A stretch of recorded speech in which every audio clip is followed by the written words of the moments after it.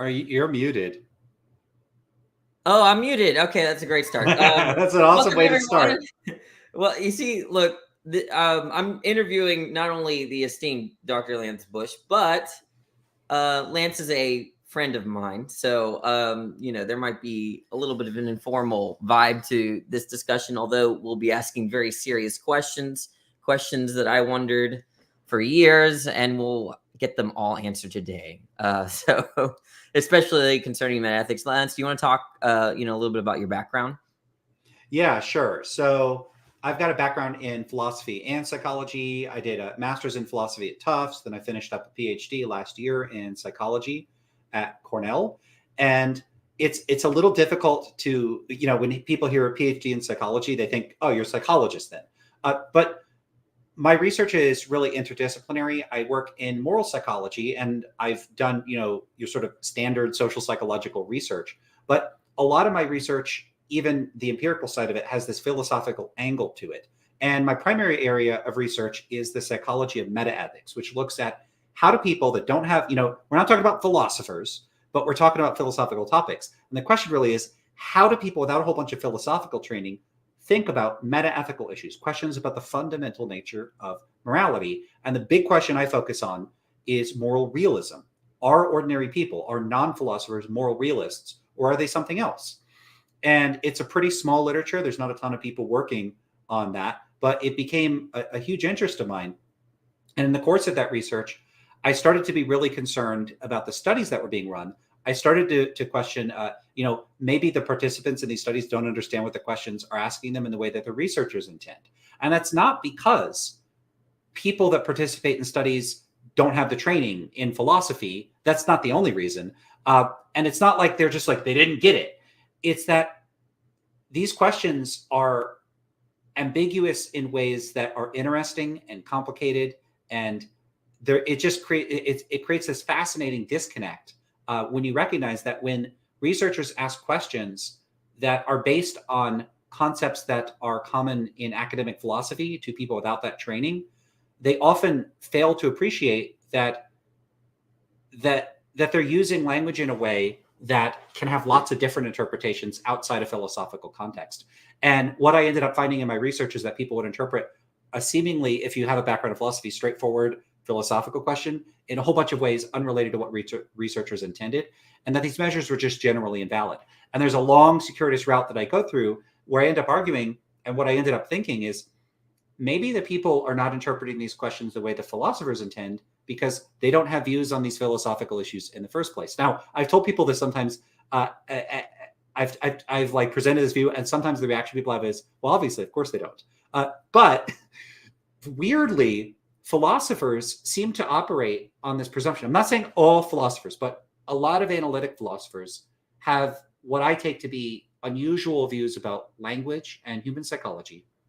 And they seem to be operating on the assumption that when people go out saying things and thinking things and doing things, that their actions and their words and their ways of thinking implicitly conform to the categories and distinctions and principles of interest to academic philosophers, as if we all have this sort of we're like implicit partisans to different philosophical views, and it's all wrapped up in our language and our ways of thought.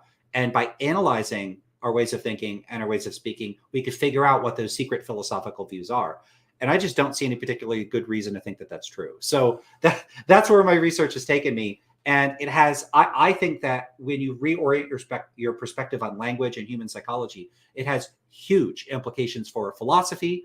And at the same time, I also think, it's not like we could just take psychology and like rip apart a lot of philosophical assumptions. That doesn't mean philosophy doesn't have a huge role in assisting psychological research as well. So, a lot of times psychologists are insensitive to categories and distinctions that may actually be important. So a lot of my research is at that intersection between philosophy and psychology and how both fields can mutually inform and critique one another. Okay, so part of the frustration, I think, where perhaps you're somewhat motivated to do all this kind of research is that when you talk to philosophers, or just not even necessarily philosophers, there's broad claims about what people think, and so I bet I guess what I'm putting together is that in part you're interested in what people out there might think about these questions about how we think about right or wrong, good or bad. But you're questioning the very methodologies by which other people try to arrive at how they think about right or wrong, good or bad, or morality. So, is that like a decent summary of? Yeah, it you could kind of awkwardly call it like meta ethics, because I'm studying how we should do meta ethics, so it's kind of extra meta. I really like meta stuff. Okay, so let's say we pull someone off the street, okay, and you want to know what they think about right or wrong metaethically, and maybe let me just ask you, what when we're doing metaethics, what are we doing in a brief nutshell before I ask this question? So, metaethics as a branch of philosophy is a branch of philosophy dedicated to studying the fundamental nature of morality. So, it's asking more abstract questions. So, typically, moral philosophy is split up into three categories. There's applied ethics, which deals with like what's right or wrong in this specific case. Is abortion right or wrong? Is euthanasia right or wrong? It deals with the specific application of moral principles to particular cases. And that's a sort of, you could call it the bottom level, or the most concrete level. Then you have the sort of intermediate level, and it's intermediate in terms of level of abstraction, and that's normative ethics. And that's where a lot of the moral philosophy work goes on, and a lot of people are familiar with this. And that typically you have these like big competing theories, deontology, utilitarianism or consequentialism, virtue ethics. And what that's doing is trying to construct systems, principles, like it's the overarching theory for governing our first order moral judgments. Like, what is it that actually makes an action right or wrong? And that sort of tables the metaethical questions. So, okay, so we've got this notion that there's a right or wrong. What is it that actually makes things right or wrong? Is it that they're right or wrong in terms of the consequences, right or wrong in terms of we locate the rightness or wrongness in the type of action or the principles themselves. So you get these rule-based systems. Is it really about the kind of people we are? So it's more about character. So you have these different approaches at that level where you're basically operating under the presumption that you've got something to work with there, and then you come up with these moral theories for governing your sort of system of principles of right and wrong. Then metaethics sits on top. You could flip this if you want. I'm not trying to say metaethics is better because it's on top, but that deals with more abstract questions. And what's interesting about metaethics is that it sort of cross-cuts all the sort of major branches of philosophy. So it's not just ethics. It deals with metaphysical questions, like what actually are moral facts, if there are such things. It deals with epistemological questions. If there is moral knowledge, like how could we acquire it? Like how do you actually access these moral facts, if there are such things, epistemically? And then it deals with you could say the more prosaic questions that are sort of part of moral philosophy proper. Okay. Like what is morality? So it's dealing with those questions. But one of the disputes in metaethics is whether there are these stance independent or objective moral facts. That might be the biggest dispute between moral realists and anti-realists. But there are other topics in metaethics. One common one is moral motivation. Like what's the connection between moral belief and moral motivation? And there's other topics as well. Okay. So my question. So we pull someone off the street. Okay. So using what you just explained, if we were to ask them, do you think abortion should be legalized? We're asking kind of more the concrete applied ethics kind of question. Now, but if we ask that person, what do you think makes this abortion right or wrong? Like, what is the secret ingredient for you that makes it right or wrong or good or bad, whatever? That's more of the normative ethics. Am I understanding that? It would be an ambiguous question, because a person could interpret that as a normative moral question, or they could interpret it as a metaethical question. So if you ask a person on the street, hey, what's your stance on abortion? Are you for it or are you against it? Often people have more nuanced positions. They're for it up until a certain point or something like that. And if you then say, oh, and they tell you their position, and you say, okay, well, why? What do you think it is that makes it wrong? A person could say, oh, well, I think that it's not wrong up until a certain point because the fetus isn't conscious, and so it's not capable of harm, and I ground my views about what's right or wrong in terms of whether it causes harm. And that would be a person that appears to be giving some sort of utilitarian rationale, and that would be a normative ethical rationale. But a person might also say, I think it's impermissible from the moment of conception because God determines what's right or wrong. And that person might be giving you a metaethical Okay. Yeah, so they might be giving you a metaethical position. And so it just like the person could interpret it in one or another way. So the question itself would have to be disambiguated to really know whether it's really a question about metaethics or normative ethics. Okay. So notice that when I first asked about, do you think abortion should be legalized? You were fine to say that it was more concrete. If you wanted to ask a general normative ethical question in that middle space, what would be a question you'd ask that would be less likely to be misinterpreted as either metaethical or applied? That's a good question. Two things. One, I don't ask a lot of normative moral questions, so I don't have a lot of experience with what works in practice. And the second that sort of plays off of that is in like what's a good question to ask people if your goal is to get them to interpret you as intended is actually an empirical question. So we could sit from the armchair and say, this would be a good question or that would be a good question. But good psychological research involves getting feedback from participants and finding out how they interpret the questions. Just to give you an idea, first of all, obviously there's going to be big cross-cultural differences in what kind of questions you can ask, how to ask the questions, what phrasing to use. But the same question, like a lot of research in moral psychology is developmental research with children, because people are interested in how do children acquire moral concepts? When do their views about morality come online and how do they develop? And the kinds of questions you would ask children would differ from the kinds of questions you would ask adults. So already you could see that the precise wording you use is going to vary from one context to another. And if I was asking philosophers or professionals in a particular epidemiologists or lawyers, you might use different phrasing that would be more appropriate for your target audience. So that's the first thing. People vary. And if you're targeting specific populations for particular kinds of research questions, you need to be mindful of that. The second is there might be unknown features of how people interpret questions that researchers might think this is a better question than that question, but like you just have to ask people and find out. All of that was actually just a delay tactic for me to try to figure out what would be a good question to ask.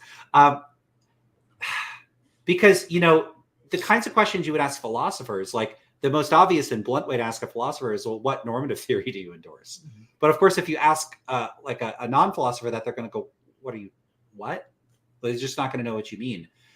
So what I suspect would be the best way to ask them would be to ask a semi-structured question that presents them with some options. So for instance, once you get a person's stance on the trolley problem or whatever, you could then say, okay, well, what do you think it is that makes it the case that this action is right or wrong? Is it that it's wrong because of the harmful consequences that would come about from performing the action? Is it the action itself that's right or wrong because there's a rule or principle you endorse that would tell us whether it's right or wrong? Or is it right or wrong because, it's not the sort of thing that a good person would do, or it's only the sort of thing that a bad person would do? And that would sort of ratchet the person's responses into a prearranged structure that would immediately give them a context where they understand, they're asking me this kind of question. And they don't need to understand the distinction between normative ethics or metaethics to answer that question.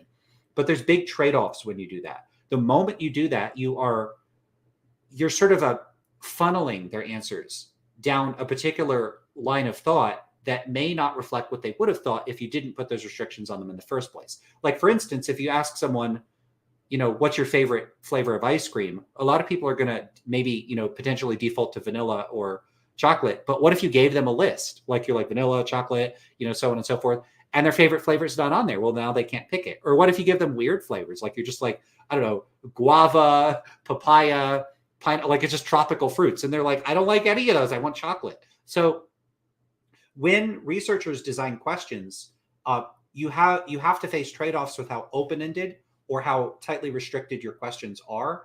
And that has all sorts of methodological implications. And the same thing would happen if you were just asking a person on the street about their views. So what you face here is a trade-off, which is that the more specification you give the person, the more you're doing a number of things. One, you could end up presenting them with a forced choice between responses that don't reflect their actual views. Two, you could be leading them. You wouldn't want to ask someone, if a witness was on the witness stand, you wouldn't want to say, a good question is, where were you on the night of the murder? You wouldn't want to say, were you at the club of the night of the murder or were you at home? Because now you're presuming that it was one or the other. What if they want to say something else? So And in that context, that person, because there's a definitive answer, if they weren't in one of those two, they might say, I wasn't in either of those, I was at work. But when a person is in a context where they're not really sure and they need some guidance from you, you're asking them a weird question they're not familiar with. And you say, is it A or is it B? One is they might just pick one because it's like cognitively easy to just latch on to the options you're given. In addition, it might be considered impolite to sort of reject the structure of your question. Another is that if this person is filling out, like there's a difference between surveys and just talking to people. If a person's filling out a survey and it's A or B and there's no other options, too bad. You can not answer the question, but there's usually not C other, and then you write something in. And even if there is, people seem I don't know. They seem to lack a motivation to do that. That seems like, maybe too much work, or maybe you recognize if you do that, it's not going to help the researchers. There's a whole bunch of things psychologically that could go on that could make people deviate. I feel like I'm giving too much detail on how to answer questions, but my whole bread and butter when I do my research is how to ask good questions and how to figure out how people are interpreting questions.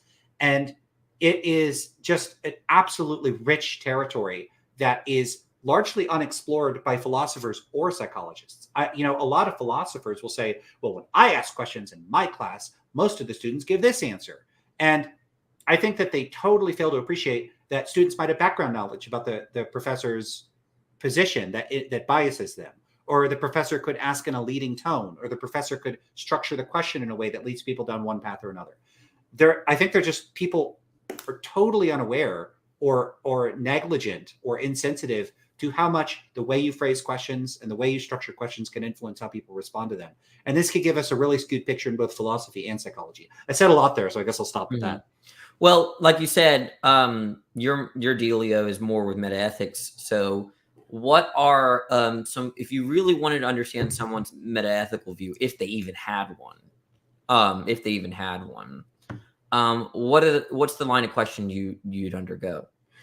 So what I think the best approach would be some type of semi-structured interview. That would be, you could call it a kind of I think I might have seen something like this in a paper. So the paper that's coming to mind is, I think, The Past and Future of Experimental Philosophy by Nadelhofer and Namias. I think that's the authors.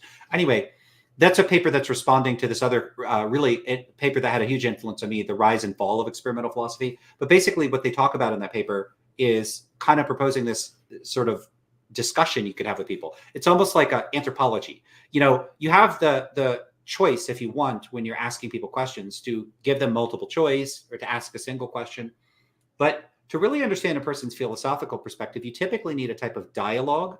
And so if you were even trying to do something more robust than just a survey, you're trying to do a sort of structured interview. If you're doing a structured interview and you have a set of questions and you ask a question and they go, I don't understand the question. Too bad, question two. So there's not a whole lot you can do.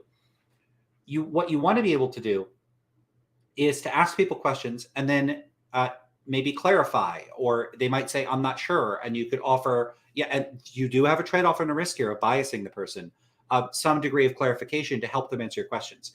And so it would have this kind of Socratic dialectical feature to it that would allow you to ask follow-up questions to sort of drill down and get at the truth of what that person thinks. And what that allows you to do is flexibly adapt the kinds of questions you're asking, the way you're speaking, to the person in particular that you're talking to. Different people will have different concerns, different ways of responding to questions. So are you looking for like a specific line of questioning that you would use? You're muted.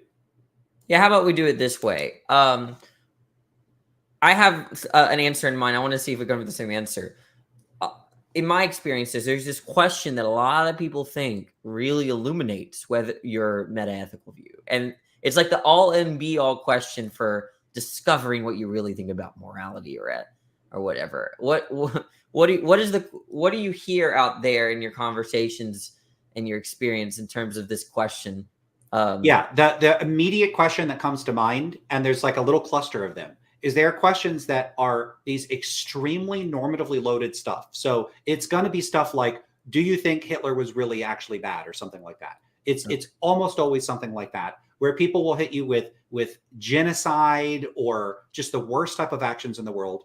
And they'll either ask, do you think that was really wrong, or was it wrong? Or they might even include metaethical terminology like objectively wrong. Sometimes they'll even use like super fancy technical terms like stance independently wrong. But basically what people will do is they'll take a question, a normative moral question, they'll either tag or imply a realist characterization of that normative view, and then ask you, do you affirm the normative view from the metaethical perspective? So they kind of smush the two together and then see why, like how you'll respond. So let's one that I see people use a lot, and I've used it myself, is like, do you think it's objectively wrong to torture babies just for fun? So one second, I'm still having this camera issue where it was like, oh yeah, happening on your end. You're good though. Okay, so the first thing to get out of the way about that is sometimes people say, why do people use examples like that? And there's a couple good reasons why people ask questions like that. First, why do they say torture babies? And then they add that just for fun part. Because one of the annoying things that will happen is when people fight the hypothetical. And so sometimes what will happen is if you give people a question like, do you think it's wrong to steal? People will go, well, what if you had to steal to stop a terrorist attack and you're stealing the weapons so they can't do the terrorist attack? Then it's morally obligatory to do it. And so what they do is they'll take something that was like, it's typically wrong, or the prototypical cases are wrong, and they're coming up with this exception where it wouldn't be wrong, or it might actually be good to do it. And so people, and this is a good thing people do in a certain sense, that they're sensitive to the context, because they're not being absolutists about stealing or lying or whatever. And that's good.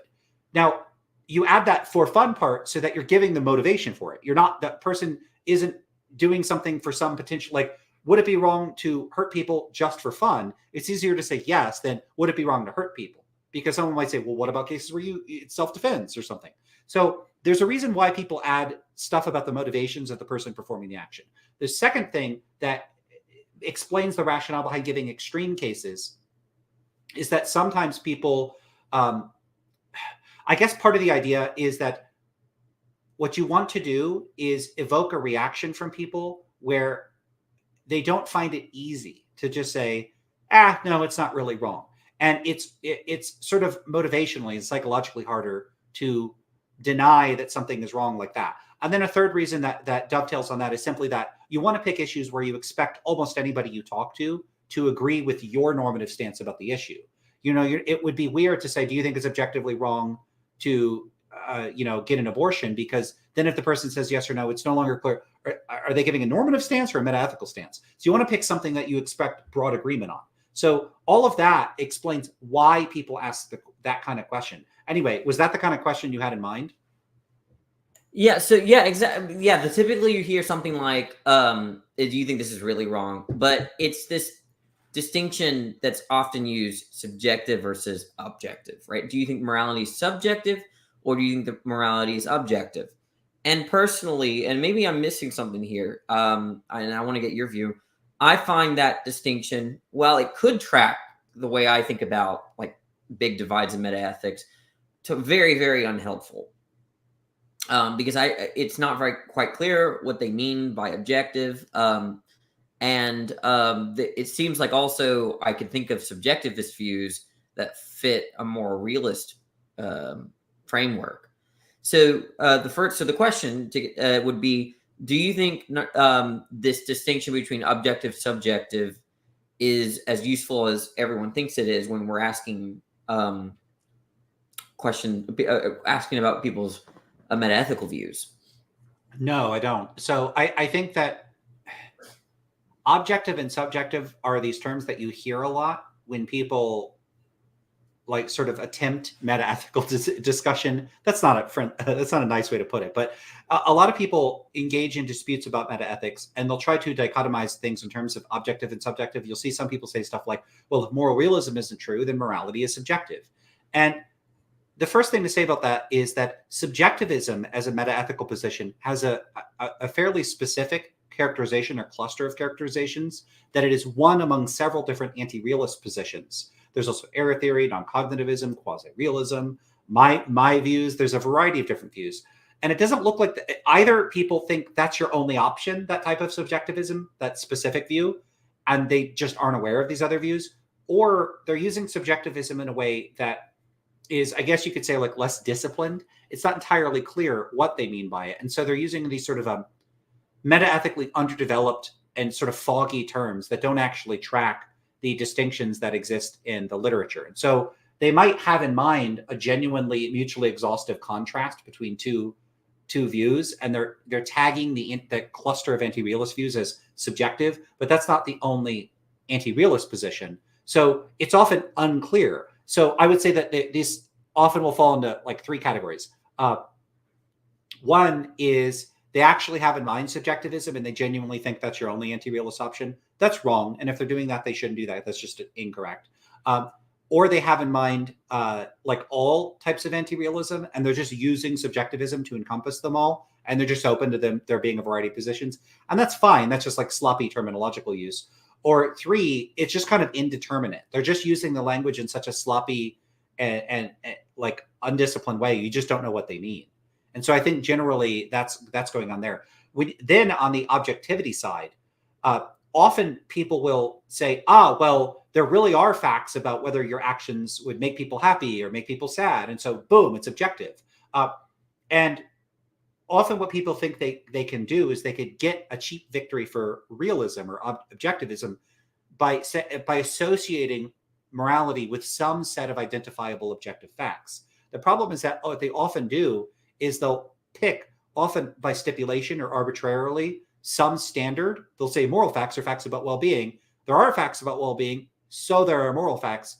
QED, I win. Now, there are analytic naturalist accounts that try to make a sort of philosophical defense of why they associate the moral facts with certain natural facts. And that's fine if you're doing that with like self-consciously, like, yeah, I really do think that the moral claims just are claims about well-being or suffering. But other times, like in these sorts of discussions, people just think they could point to facts associated with morality, point out that the facts are objective, and then say, therefore, there's objective moral facts.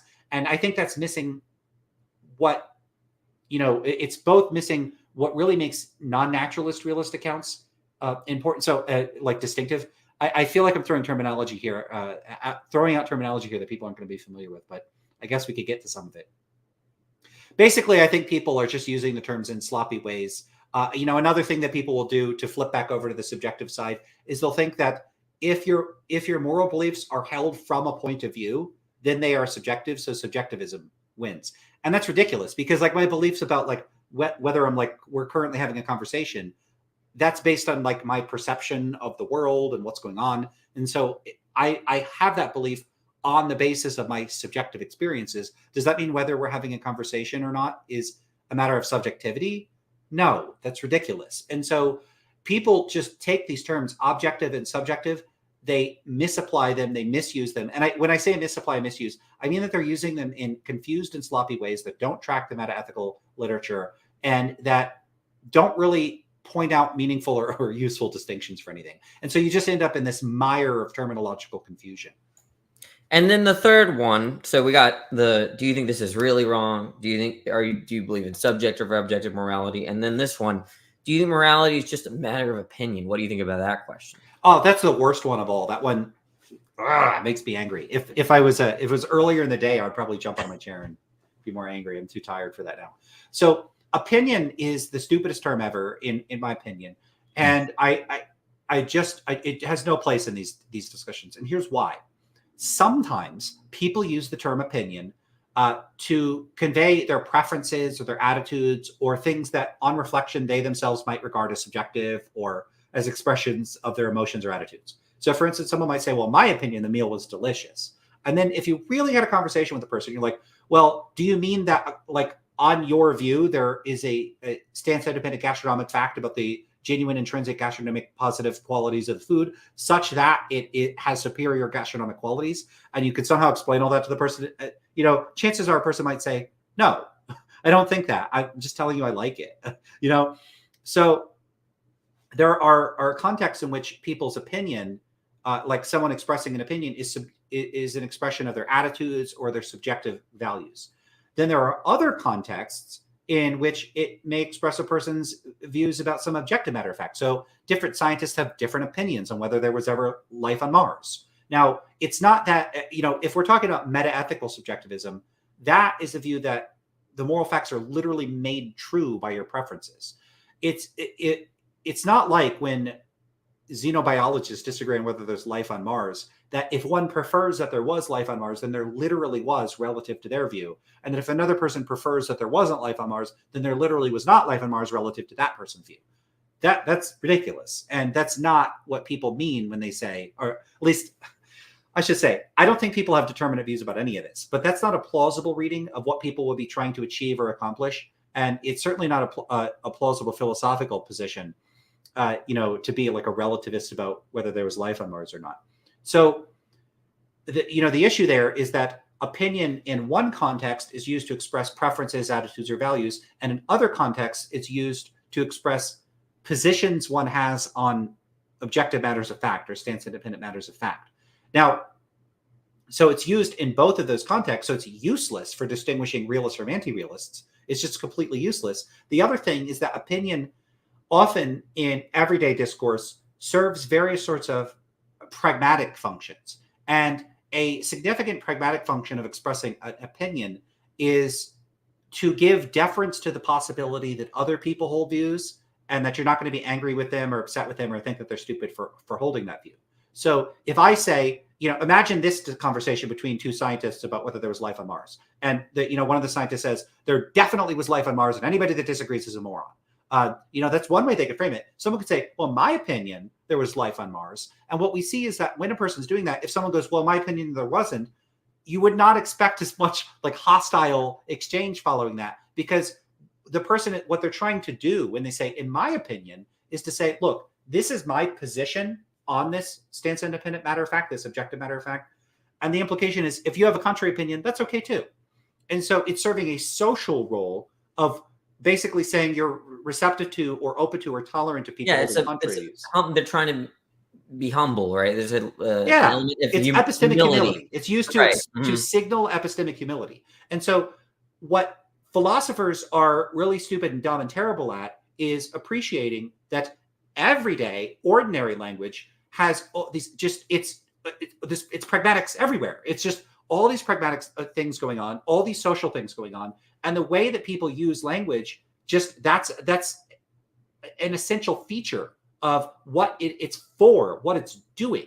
And it's not some parasitic extra stuff. And if we peel that all away, we'll get at the true, pure semantics.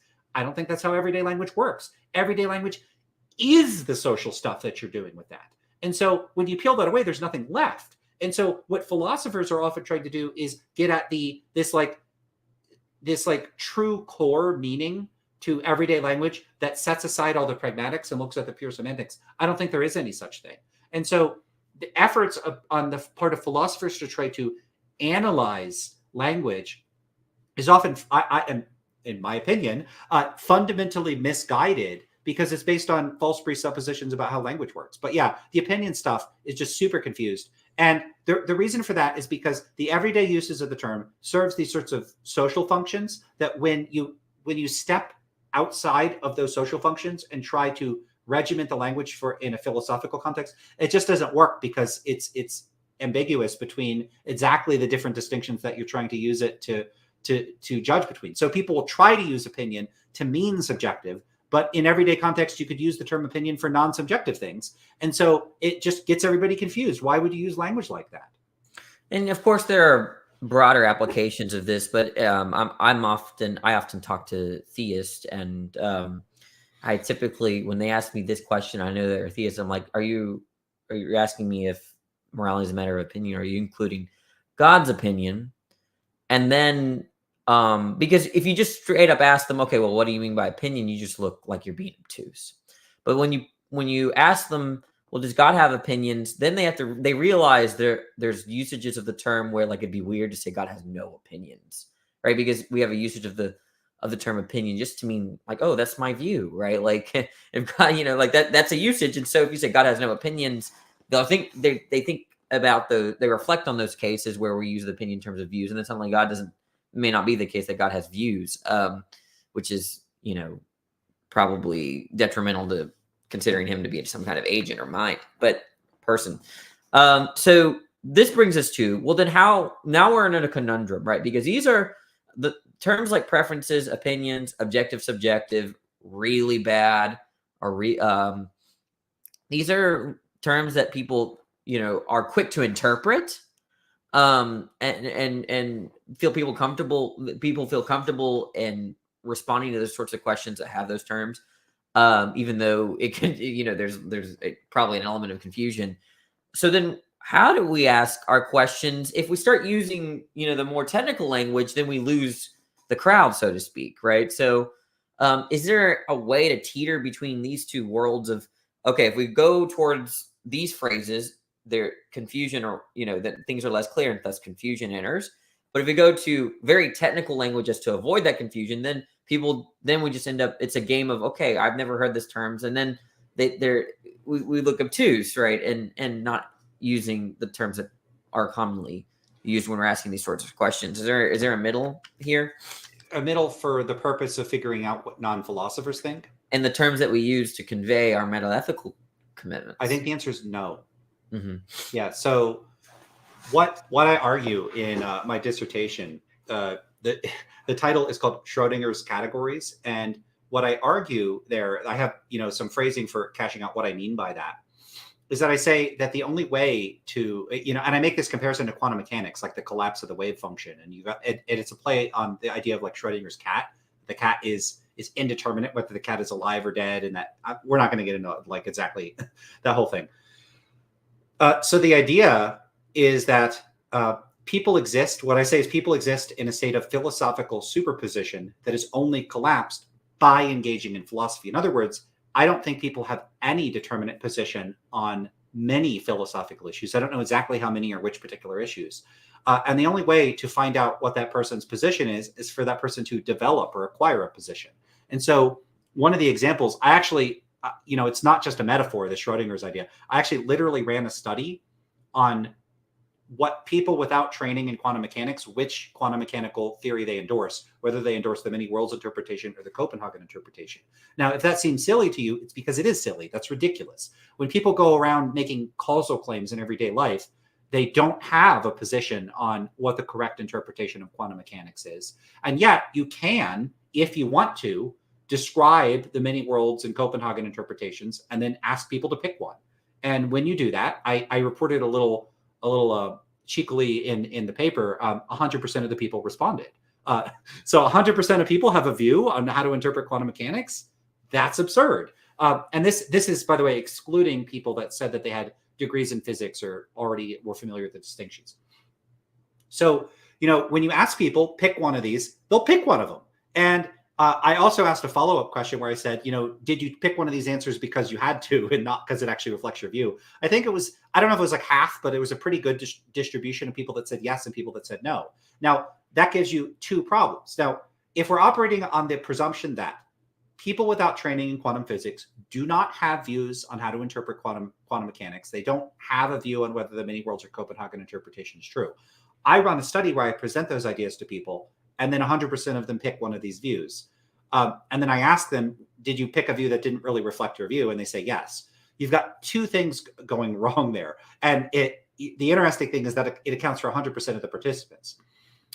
One is that people were compelled to pick a response even though it doesn't reflect their view. In that case, that's not a valid measure of their view because it's like if I said, what's your favorite fruit, apples or bananas? And 60% of people pick apples, and then I say, 60% of people love apples. That's going to not be true for many of those people because some of them, they like apples better than bananas. Doesn't make it their favorite fruit. They had to pick one. So you have the forced choice people that it's not really their view. And then you have the other people that, okay, let's say for the sake of argument, it really is their view. Okay, well, I asked another question. Do you have a view about how to interpret quantum mechanics?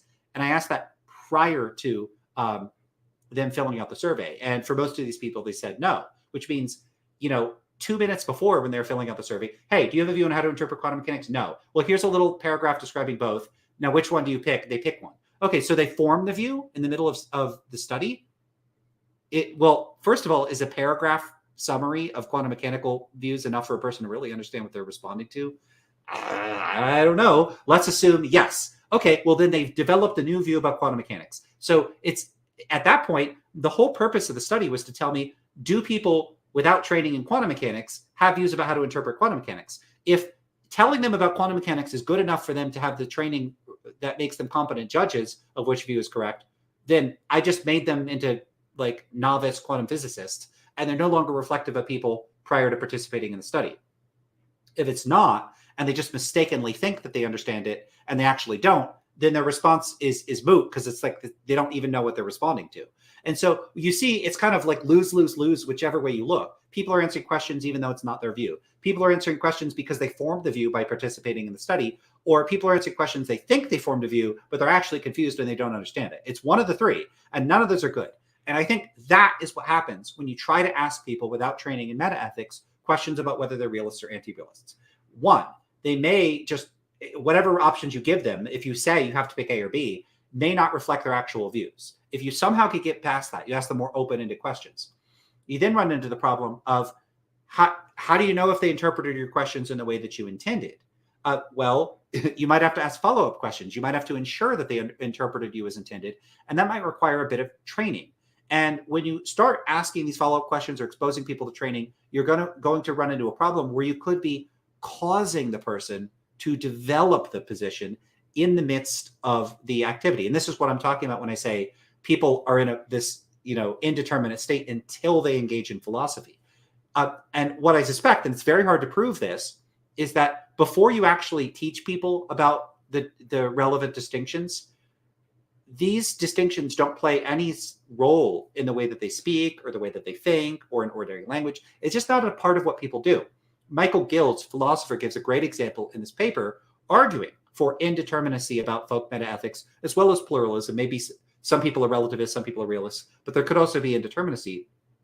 What Gill says is, he's like, look, when people make claims about mathematics, we don't typically suppose, I don't think, that they are committed to either Platonism or anti-Platonism about mathematics. That would be ridiculous. That you don't need to have a view about that in order to make mathematical claims, like 2 + 2 = 4. When you're adding up the bill at a restaurant, the tip for the check at a restaurant, you don't have to have a view about, well, what's the metaphysical status of the numbers I'm using. You just don't need to take a position on that.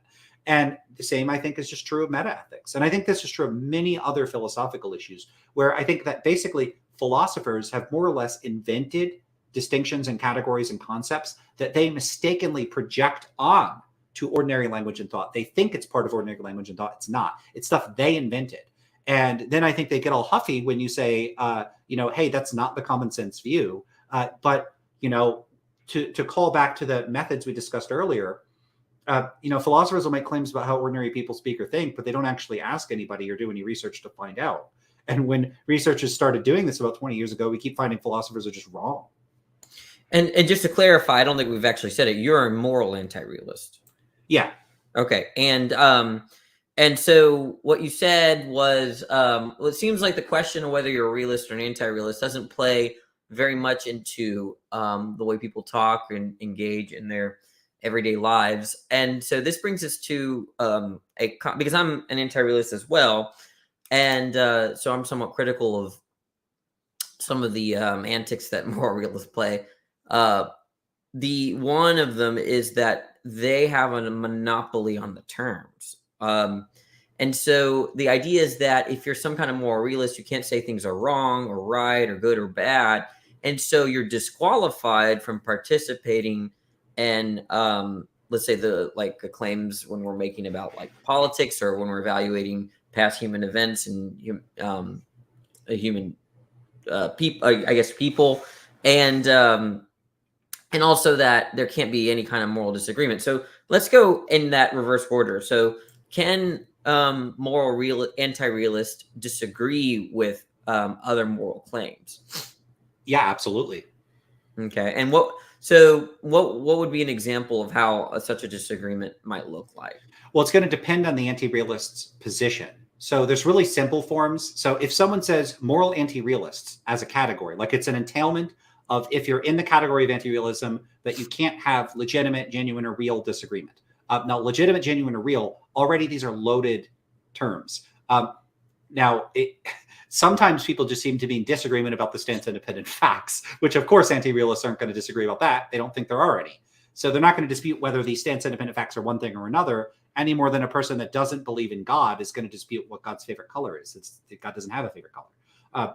So if they're baking that much into it, then sure, then no anti-realists can have any disagreements. If disagreements just are disagreements about stance-independent facts. But anti-realism doesn't entail that one doesn't think that there are moral facts. So if you're a relativist, you could disagree.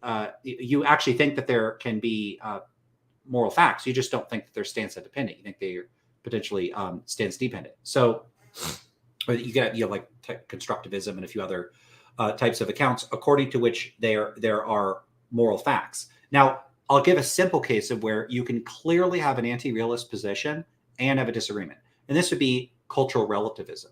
So let's say you have two members of the same culture, and one of them says abortion is morally wrong, and the other says abortion is not morally wrong. Well, according to cultural relativism, whether an action is right or wrong is determined by the standards of the culture. And if both people's claims are referencing the same culture and the same cultural standards, there is some fact about whether abortion is permissible or impermissible by whatever the theory says it is that determines whether abortion is permissible or impermissible. It could be what the majority thinks. It could be what authorities think. There could be some more complicated means by which you determine what like the culture's position on the matter is. But the bottom line is someone could just be like misinformed, you know? So let's say it's a culture where the moral facts are determined by the elders or the authority figures of the society. And there was recently a change, and a person was living in seclusion for many years, and the culture has changed now. And they come back and they say abortion is wrong. And the other person goes, no, abortion is not wrong. Okay, well, now according to society, abortion is not wrong. So they disagree, and one of them is mistaken and one of them is correct. So it's actually really easy, trivially easy, to show that there are at least some forms of anti-realism that are completely consistent with, you could say, very conventional claims about moral agreement or disagreement. I should also note, this disagreement is a disagreement about an objective matter of fact. It's a descriptive fact about what the standards of the culture are. Whether or not that fact confers, the people within that society with reasons, or it obligates them in some special way that would have these realist qualities, is a separate question. But the bottom line is you could totally have disagreement. But the other problem is that I think that philosophers often operate on an impoverished conception of what disagreement is or could be. And they often operate under the presumption that disagreements are conflicting claims about what is true. So you're both referring to the same state of affairs, and one of you makes one propositional claim and the other makes a conflicting propositional claim, such that both claims could not simultaneously be true in the same way at the same time. So it could be something like some historical event, Napoleon really did do this or didn't do this. People can disagree about facts like that. They can disagree about, say, mathematical facts, scientific facts. Carbon has 8 protons. No, it has 6. So people can disagree about matters of fact. But there's another type of disagreement that is really, really important. And this is not disagreements about what's true. It's disagreements about what to do. And a lot of disagreements are like this. So if you go and you want to buy a car, and you typically are going to want to pay as little money as you possibly can. But the person selling you the car wants you to pay as much as you're willing to pay. And so you disagree on what the price of the car should be. Does that mean that there must be a correct price of the car that is true independent of either of your goals or values? That car price realism? No, that's ridiculous. That's a ridiculous view. It would be absurd to insist that there's a true price of the car independent of anybody's goals. There is simply possibly a range of prices you would both agree on, and then ranges of prices one would consider too high or too low. And when you disagree, you're not disagreeing on what's true. What you're disagreeing about is about like it's a matter of negotiation. There are other issues where other sorts of disagreements that arise. Let's say you and a group of friends want to order pizza. You may have to negotiate, or you're trying to figure out where to go to eat. So like these practical decisions, someone might say, oh, well, don't get mushrooms on the pizza. I hate mushrooms. Another person might say, I don't want cheese on the pizza. I'm a vegan. And so you negotiate. You disagree about what pizzas you should get. And you don't have to think there is a fact of the matter independent of your goals and standards about what kind of pizza toppings to get. You're actually navigating your goals and desires, and you're reaching compromises. So it's not like you're just saying, because sometimes realists will treat anti-realists that are just expressing their subjective preferences as if people are these like stupid robots. So like, let's say, Danny, you and I were trying to order a pizza. Do you like pineapple on pizza? No. Okay, I like pineapple on pizza. So if we got to order one pizza, and I'm like, I want pineapple on it, what would you say? We can do half. But Okay, no. that's a good way to compromise. Well, I want pineapple on the whole pizza, and I want you to eat it. No, I disagree. Okay, so we don't have to think that there is an objectively correct like pizza topping to get in this scenario. We have different goals and desires, and they've come into conflict with one another. And now we have a few options about how to what to do at that point. Now, it would be really stupid to think that what I'm doing when I'm having a discussion with you about pizza toppings in this context where we're trying to order a pizza is I'm like, Danny, I would like to officially inform you that I prefer pineapple on pizza. That's it? I'm just telling you a fact? No, we don't just tell people facts. When people have discussions, and this is about almost anything. Go back to the scientists arguing about whether there's life on Mars or not. They're not just like, oh, I think this is true. Well, I think this is not true. That's going to occur in some social context where they're arguing about that for a reason. There's some reason why they're arguing. Now, imagine one of them is convinced there's no life on Mars, and you can imagine a plausible context. The other one is saying, I'm convinced there's life on Mars. We need to send another Mars rover there, and we need to raise money for this project. And the other one is saying, that's stupid. We've already looked a bunch of times. There is no life on Mars, or that we haven't found any evidence, and it's pointless to keep looking. Let's go check out Europa or something. And so they're disagreeing about the facts for some goal or purpose. I actually think goals and purposes are central to disagreements most of the time, not a pointless dispute about what the facts are. So I actually think it's not just that anti-realists can disagree about moral issues. I actually think they have a better characterization of moral disagreements, which is that morality isn't just this dead, inert thing where we're just like, I think this is true. I think it is not true. We're trying to figure out what the hell to do. Did philosophers forget that? And so when as an anti-realist, I'm telling you about my moral standards, I'm not just going around just informing people. I am against stealing. I am against lying. I am against torturing babies just for fun. I don't want people to do these things. I want there to be policies, and I want to stop people. Is someone doing it over there? Let's go stop them. All of my positions about what's true is actually subordinate to my goals and my attitudes and my objectives and what I'm trying to achieve. And so disagreements can simply be about disagreements about what to do. And morality is pretty, I mean, look, philosophers love to make their claims about what's self-evident or obvious or clear.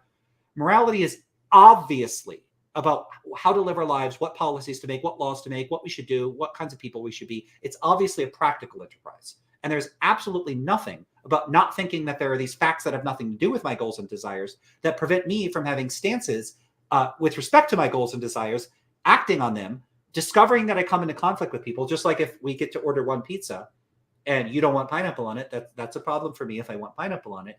We then have to coordinate, compromise, and negotiate with one another. And so the anti-realist actually has a more natural framework for characterizing the actual nature of morality, which is this practical, deliberative matter of compromise with people that have conflicting values. It's better at handling disagreement. And I think that philosophers just have this overly decontextualized approach towards disagreement where they construe disagreement as if we're all just proposition machines and we just go around spewing propositions and that's the only thing that we do. And this is a profoundly like non-human, and honestly, it's weird. It's weird how realists became so convinced they handle disagreement better than anti-realists. I actually think that their conception is totally bizarre, super weird, totally out of accord with how actual human conduct and action works in the real world. And it's not just that they're wrong when they say that anti-realists can't have disagreements. It's like they're the opposite of right. They have a totally bizarre conception of disagreement. But Lance, you see, we're talking about morality. I don't know why you're bringing in pineapples and food taste to make your points, as per this comment. I don't know what their point is. Well, I think their point is that you're trying to show you're trying to diffuse an objection that about how could you disagree on let's say a subjectivist moral framework where we're just it's one preference over another. Number one, is that genuine disagreement?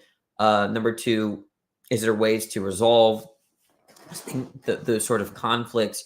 And you're using examples of how there could be disagreement on, or how we could understand a conflict when we're talking about pizza or food preferences or food taste. And so what Amir is thinking here, the person that's commented here, is that suddenly you're using a comparison between morality and food taste. And so and they're using the fact that there seems to be such a disparity between, should we, provide health care to our citizens, from like, should there be pineapple on pizza, to undermine your response to that objection. What do you think about that? I don't see how it undermines anything that I've said. So, sometimes what people will do, and I don't know if Amir is doing this, so I'm not going to say that they are. Sometimes people will say stuff like, are you comparing like murder to ice cream flavors? And when people do that, that at least shows a fundamental misunderstanding of the purpose of a comparison. When I'm making comparisons between, first of all, what I'm trying to do is show that the notion of a disagreement can be construed in at least two different ways. There could be disagreements about propositions, like two people, as I said before, can both be trying to refer to the same considerations or sets of putative facts, and then they could disagree about what the facts are. So someone could disagree about whether or not, Caesar crossed the Rubicon in a particular day. And someone says he did, someone says he didn't. And there could be disagreement about that, where it's simply, is this proposition true, or is this conflicting proposition true? But there's another type of disagreement, which is a practical disagreement, you could call it. It's a disagreement about what to do. And what I'm saying is that anti-realists can and do engage in disagreements about what to do, about practical disagreements. So that doesn't require me to use analogies to food or whatever. So that's the first thing, is that I give those things as examples of cases where we already do this, to show that, hey, this is a pretty natural thing we already do. We already engage in practical disagreements in non-moral contexts. So, consider that you could engage in practical disputes in moral contexts. And sometimes people do engage in, even if you're a realist, there's still going to be practical moral questions about what to do. It'd be pretty weird if realists didn't think that there were practical disagreements. Now, for a realist, they might just think that the practical disagreements are subordinate to you could say, the propositional disagreements. So what you should do, practically speaking, is just whatever the moral facts say you should do, just conform to whatever the moral facts are.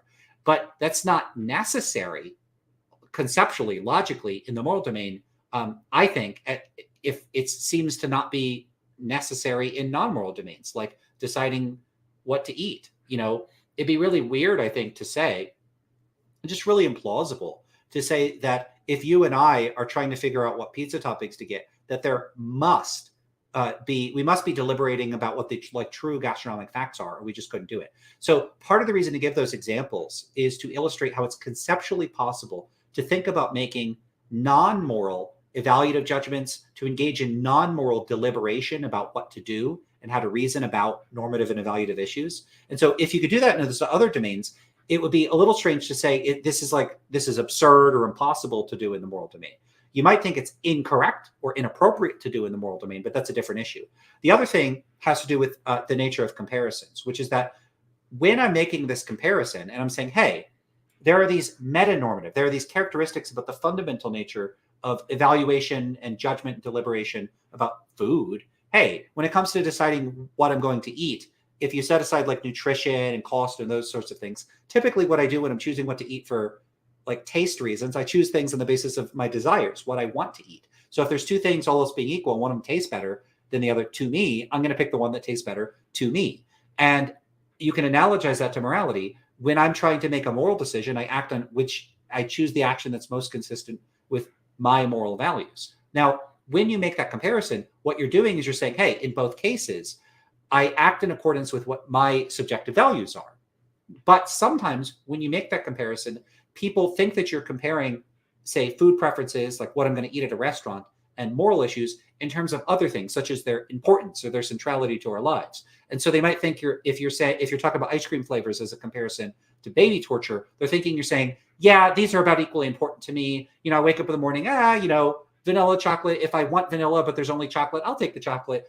If my options are baby torture or no baby torture, whatever. It's not that big of a deal. So they think that you're comparing them in terms of importance, and you're not making that comparison. When a person compares two things and says these things are alike in these ways, this does not require, entail, or even imply that you think that they're similar in any other ways. And yet people will often think, oh my God, you're comparing X to Y, and they say it with incredulity, as if you're saying these things are equally valuable, these things are equally important, but that's just not what you're doing in the comparison. I don't know if that addresses that particular. Yeah, I mean, to me, it's pretty simple. It's that they want to say that, okay, let's say someone has a position that morality is a function of preference. They want to say you can't have disagreement if it's a matter of preference. You give a counterexample where you can understand disagreement in terms of preferences. But yeah, it's in the domain of food taste, but that still doesn't matter what domain that it's in terms of the type of values or preferences that we're talking about. It's going to count as it's going to count as a counterexample to the claim that you can't understand disagreement, and if it's a matter of preference. It's very simple. Right. You've vastly simplified it. Yeah. It's conceptually possible to construe disagreement in a way completely consistent with virtually every form of moral anti-realism. There's absolutely no problem with that. A realist could say that that's a bad way of construing it. It's an incorrect way of construing it. It's not the proper account. Realism is true. I'm not disputing any of that. All I would say is that if someone's saying this is like conceptually impossible or bizarre or weird, that's just wrong. It's just not true. Mm-hmm. Which brings us to you characterized morality in terms of, moral realism, anti-realism in terms of whether, if there are moral facts, whether they're stance independent or not. And so you were the first one that I heard this phrase, stance independent, stance dependent. I had been using mind independent, mind dependent. And I do prefer your terminology, but I think at some point I did ask you if those track the same stuff, like stances or mind. I don't remember your response to that. So number one, are those the same thing? If not, which one? Why have we moved on to that presenting that economy that way? I can only speculate about why we moved on. I mean, you said my terminology. This terminology didn't originate with me. If I recall, and memory is really faulty, I believe I came across the terminology in Russ Schaefer-Landau's work. Russ Schaefer-Landau is a moral realist, but I may have encountered it in discussions or somewhere prior to that, and then looked it up to say, who used this term? Where did it originate from? As far as I could tell, it looks like the term started being popularized by Schaefer-Landau in the 90s, and it seems to be taking off. I don't know if I'm just riding the wave of its popularity, or in local circles I talk in, other people have started using the term. I don't know what's driving it sort of sweeping up the metaethical discourse. But as far as whether or not it means the same thing as mind independent, I use them interchangeably, and I've definitely seen people use the terms completely interchangeably. They just mean the same thing. They are absolute synonyms. However, some people may use them differently. And some people have also used alternative, like X independent. I believe I've seen humorists say observer independent. And I think that is intended to mean the same thing.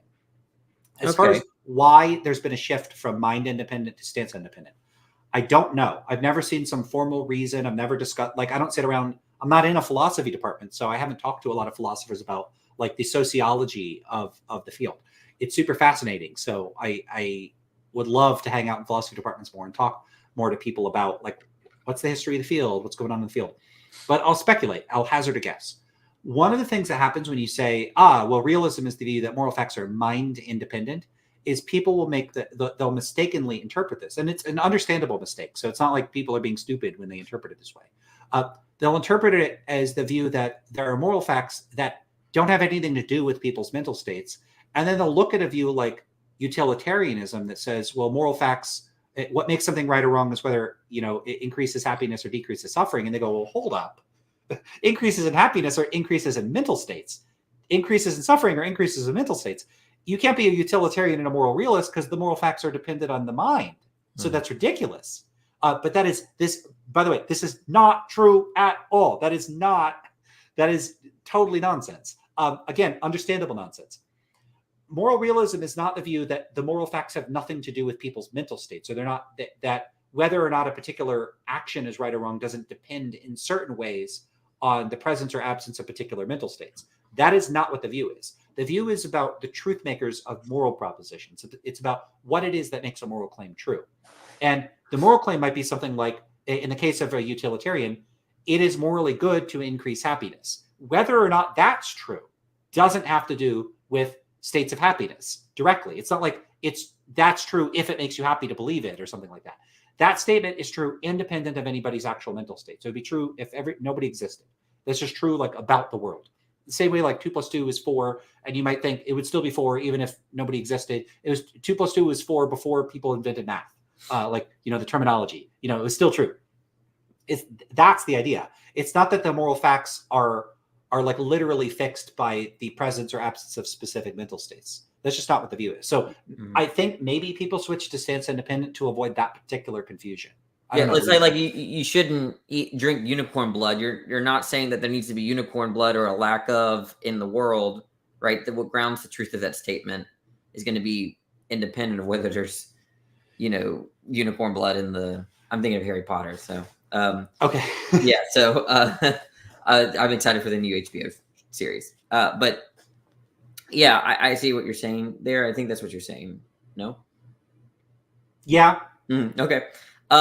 So I guess one way though, there are different types of mental states, and people want to say that, like, I know a realist, a self-identified realist, that thinks that what sort of makes, I guess, one of those truth makers involve, like a more phenomenology or a kind of qualitative state rather than any kind of intentional state, like a belief or desire or an intuition or anything like that. And so it seemed like it would be mind dependent, but if we're differentiating qualitative states or phenomenal, the sort of that phenomenology, phenomenal aspect of the mind, I lost my train of thought. The idea of a stance seems to be distinct from like a phenomenal quality or qualia such, but it's still nonetheless mental state. So it would be a mind dependent view, but it would be a stance independent view. Is that how I'm thinking of that? Or when theists use the example of the distinguish between God's nature, which is supposed to be of God's mind or subject, but not a matter of God's intentional states, like is God's desires or will or anything like that. That would be maybe a better example. Okay. So I wanted to show you this tweet. Now, it might be that we can't make sense of the tweet, and that's fine, because I just thought about it. This is not a surprise attack on poor Lance, but on the terminology, and this is from like a theistic point of view. I wanted to see what you thought about it. Let me pull it up. Is it going to make me angry? No. All right, let me zoom in. Okay, give me a second. Okay. So the context, this is the context. The way divine command theorists assume that we're talking about is objective morality never ceases to amaze me. Okay. So I think I've seen you, sort of get at this, that moral realism seems to be in conflict with the idea that you think that these truths about what we should or shouldn't do is a matter of God's stances. And so, in what sense would it be moral realism if so? This is sort of the context. So here's a Christian friend of mine. I'll read it. I'm dumb, so there's probably an easy fix for my wayward confusion, but the way critics have modified divine command theory assume that their criticism has anything to do with a view that God's nature as being stance independent never ceases to amaze me. PSA, the reason stance independent has been seized upon by metaethics is because the kind of objectivity is what takes care of the worries of arbitrariness and contingency. This would be recalibrated if the majority of metaethics were formulating the criterion with God in mind, but they aren't, so they won't. Now, if you don't have much comments on this, I wanted to know what you thought of specifically about the change in language as taking care of arbitrariness and contingency. I didn't know if you had anything to say about that. Yeah, I actually got to say, I actually find that pretty plausible. So you know, the distinction for me between realism and anti-realism is a very bright, distinct line within their perimeters. I mean, it's philosophy, so nothing is actually so bright or distinct. But roughly it comes down to, are there stance independent moral facts? Yes, you're a realist. No, you're an anti-realist. Simple as that. You get some of these like weird edge cases, and divine command theory is one of these edge cases. Now, it's possible to construe divine command theory in a variety of different ways, and you could, in principle, construe it in a way where it's very clearly a type of realism or a type of anti-realism. I think it's a little easier to clearly make it a type of anti-realism. You could just say, look, God has stances on issues; those stances determine the moral facts. If that's your view, that's a type of anti-realism.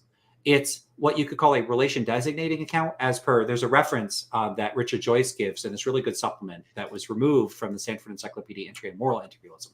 I always reference it, but it's really great. So I don't know, I'll have to talk about that sometime. But roughly that works like this. Those accounts are a type of anti-realism that there are moral facts, and it's not a type of relativism. So you can have a type of anti-realism with non-relative moral facts. And that might seem really weird to people, but it's not. You could have a really silly version. Imagine, I think Don Loeb gives an example like this, and I've seen other people give an example, that you think that the moral facts are determined by what's on Steve's list. So Steve, it's just Steve is like the guy that works down the street. So Steve just writes on the list like what he thinks the moral facts are. Whatever's on that list, those are the moral facts. Well, if you endorse that view, you're not a relativist because there's one list of correct facts. There's only one standard. Now, what makes a view a relativist view is that the truth of moral claims is indexed to one of like multiple possible different perspectives in principle. It could be there's only one person, and relativism would still be like true. But what moral relativism allows you to do is to index moral claims. I'll give an example. When people talk about, like, if someone says like, I am facing north, they're indexing that by using the word I. And so one person could be facing north, and then the statement, when they say I'm facing north, is true. Another person is not facing north, they're facing south. If they say I'm facing north, it's false. And so you could have two people make the same claim, but one claim is true and one claim is false because the use of the term I is indexed to two different perspectives. The two people are facing different directions, and so you get two different truth values. Relativism allows the truth status of the claim to vary in accordance with who or what it is indexed to. If you have a divine command theory and all the moral facts are determined by God's stances, there is no indexing. The truth and status of the moral claims cannot vary. So you have a single correct body of moral facts, but they're still stance dependent. So it's a type of anti-realism. Now, sometimes what I've seen theists do, and I don't see that happening here, but I'll get to the arbitrariness, is they'll say, it's moral facts aren't dependent on human stances. What the heck?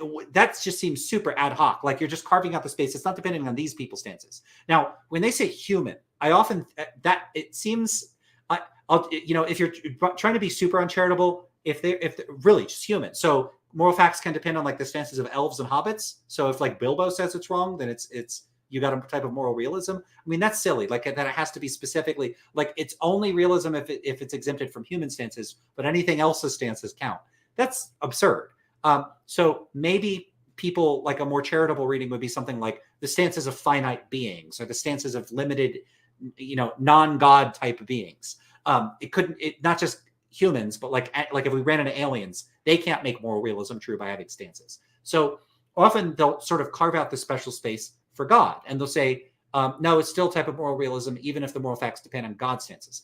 That just strikes me as idiosyncratic and weird, and it's a weird way of carving up the conceptual space. But there's nothing like, it's not incorrect. If you just want to say, by moral realism, I mean moral facts that aren't dependent on the stances of finite beings. And so the moral facts are dependent on God's stances, but God's not a finite being. So boom, it's a type of moral realism. You could do that if you want. I would consider that a type of anti-realism. However, here's the thing. What realists are motivated by a concern for in practice is that they don't want the moral facts to be arbitrary. They don't want them to be relativized. They don't want them to vary. They don't want them to just be contingent. They want those moral facts to be necessary or unchanging or eternal. They don't want the moral facts to be, you could say like I I mean, they certainly don't want them to be whimsical, like, hi, today it's okay to do this. But they don't want them even like to change after considered cultural revolutions or something. They want those moral facts to be free from that sort of vagaries of cultural change, attitude change, preference. They don't want them to be contingent. Bottom line.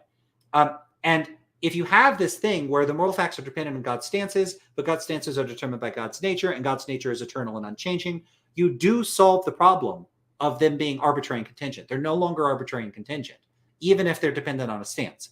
And so even if we want to say, like, on a technicality, it's a type of anti-realism, the type of moral facts it furnishes us with are different in some really important ways from the types of moral facts you get out of a relativistic view or other sorts of views. And so that, I think, at least, and so I think that's the kind of point they're getting at here. And I think there's something to that. Yeah. So what he's saying is that, or what you were saying is, you were sort of agreeing with them. If you want to be a more realist, but it's sort of it's discomforting at thinking of the moral facts as being relativized to something else, because that brings up the issue of, well, then there could be some kind of change or sense of contingency. Then, there's this change or this move to stance independency in a way where there's like less room for relativism. Is that how I understood you? Less room for relativism. Because I'm thinking of, okay, so I'm trying to understand the tweet. Sorry. So specifically this part, what is he saying here? That he's saying that. Yeah, saying basically what I said. So if the stance independent, so the idea here is that, okay, so realists want, let's say you want your view is there's got to be these moral facts and they're not arbitrary and contingent. Okay, so they don't depend on people's stances. That makes them non-arbitrary, right, and non-contingent. Now, if you say, okay, well, then what are they? And you say, okay, actually, they are dependent on God's stances, but God's stances aren't arbitrary or contingent. That also solves the problem. So you can have here's two solutions to, let's say your view is, I don't want arbitrary and contingent moral standards. You have two options here. They're not dependent on stances at all. That's one way, and that's what they're pointing to. Secular moral philosophers want them stance independent. That solves the problem. Another way to solve the problem is they are dependent on stances. They're just dependent on the stances of a being whose stances aren't arbitrary or contingent. Right. Okay. I understood you. I just I guess I confused relativism. I used the term relativism just to mean depend on stances, which was a mistake. But but it's not the same thing. Right. So that does solve those problems. Here's the thing.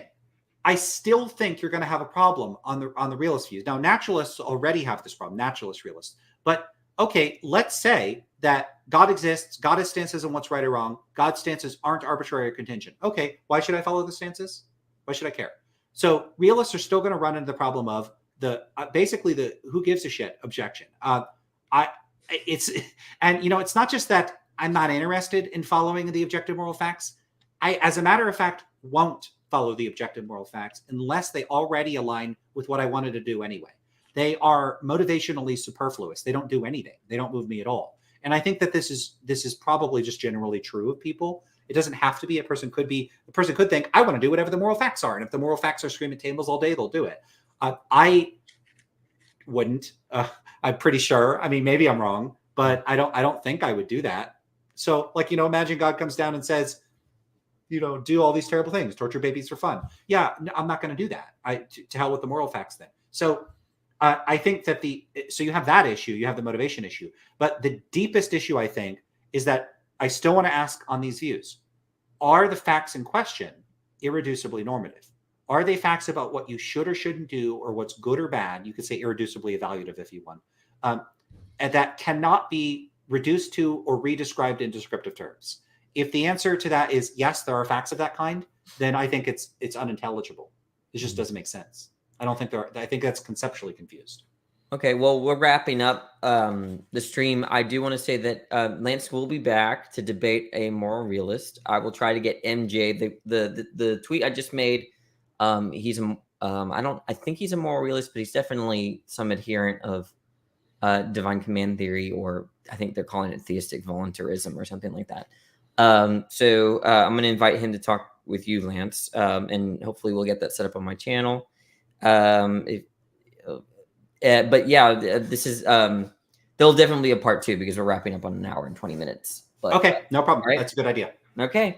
Thanks everyone for coming. Lance not only just got a TikTok, but he's had a YouTube channel.